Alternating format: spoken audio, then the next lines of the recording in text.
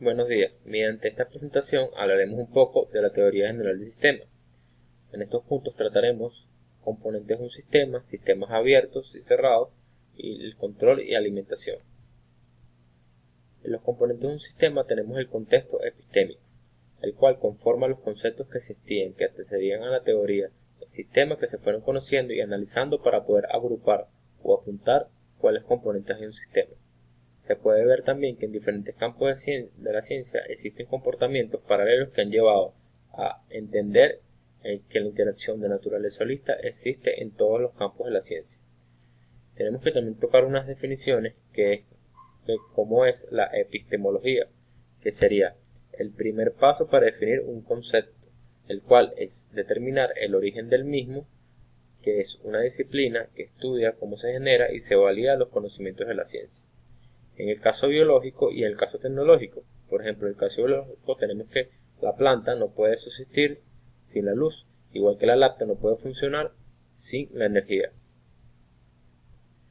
Tenemos el contexto ontológico, el cual engloba la caracterización que nos ayuda a diferenciar entre los tipos de sistemas, qué componentes de un sistema son reales y qué componentes son conceptuales.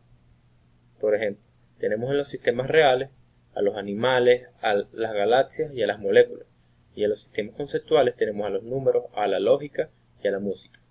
Bertalanffy entiende la ciencia como un sistema del sistema conceptual, definiéndola como un sistema abstraído, es decir, un sistema conceptual correspondiente a la realidad. Él señala que la distinción entre sistema real y conceptual está sujeta a debate. Conceptos de sistema. El concepto de sistema en general está sustentado sobre el hecho de que ningún sistema puede existir aislado completamente y siempre tendrá factores externos que lo rodean y pueden afectarlo.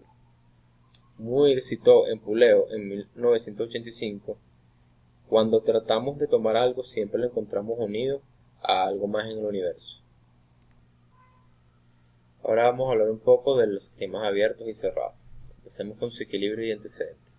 Gracias al científico holandés Schwarzmacher se halló en una célula un organismo multicelular con una cantidad de componentes y cierta composición que tenían una similitud a un sistema químico en equilibrio. Un ejemplo de un sistema químico en equilibrio sería el vaso con hielo. El hielo cede a su temperatura con el agua hasta que estén en equilibrio, en este caso el hielo derritiéndose. Ahora diremos la definición del sistema abierto. Se trata de sistemas que importan y procesan elementos, energía, materia, información de sus ambientes, y esto es una característica propia de todos los sistemas vivos. Que un sistema sea abierto significa que establece intercambios permanentes con su ambiente, intercambios que determinan su equilibrio, capacidad reproductiva o continuidad, es decir, viabilidad. Por ejemplo, aquí vemos cómo una taza de café hace un intercambio de energía con su entorno, con respecto con la temperatura, vendría siendo la energía. En el sistema abierto se encuentran tres elementos: las entradas, información, energía, gente; los procesos, componentes sociales y tecnológicos; las salidas, bienes terminados, servicios y ideas. La definición del sistema cerrado. Un sistema es cerrado cuando ningún elemento de afuera entra y ninguno sale de fuera del sistema. Estos alcanzan su estado máximo de equilibrio al igualarse con el medio. Esto sería entropía o equilibrio.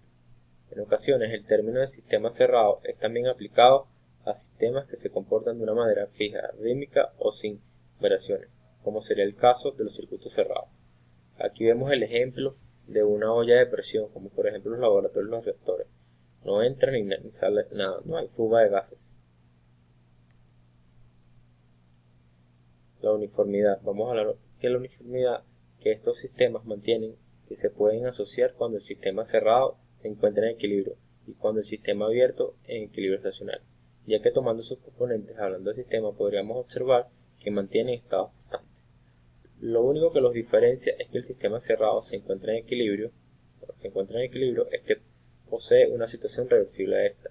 En cambio, el sistema abierto no posee ninguna reacción que lo pueda sacar de ese estado de equilibrio. Sistemas abiertos y cerrados. Las características de sistemas abiertos. Un sistema químico abierto puede alcanzar, suponiendo ciertas condiciones, un estado uniforme independiente del tiempo. en el cual el sistema persista constante en un conjunto y en su fase macroscópica, aunque haya un fluir continuo de materias componentes. Poseen un estado de constancia que no significa quietud o equilibrio verdadero, sino que la razón de intercambio de la energía y las relaciones entre las partes permanece igual. Estos importan energía del entorno, la transforman en cierto producto y la exportan al entorno. Características del sistema cerrado.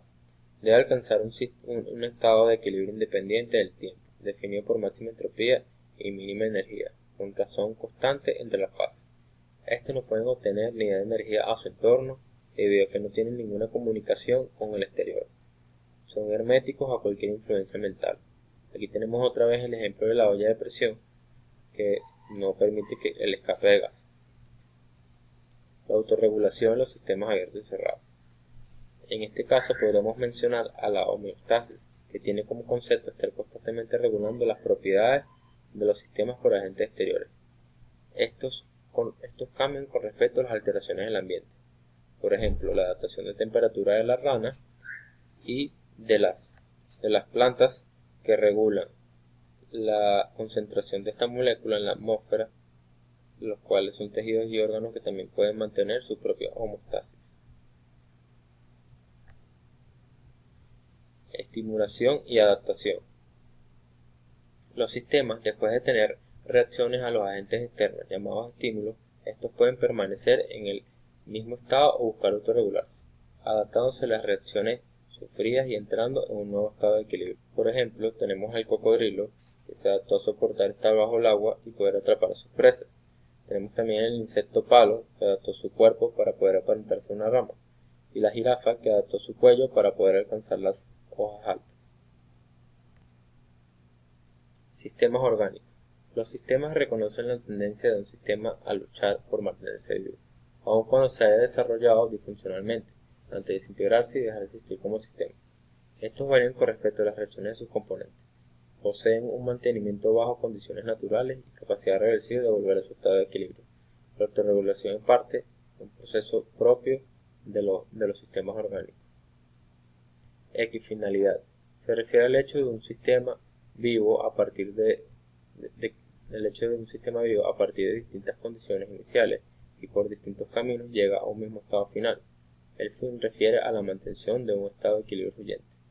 Puede alcanzarse el mismo estado final, la meta, partiendo de diferentes condiciones iniciales y siguiendo distintos itinerarios en los procesos organísmicos.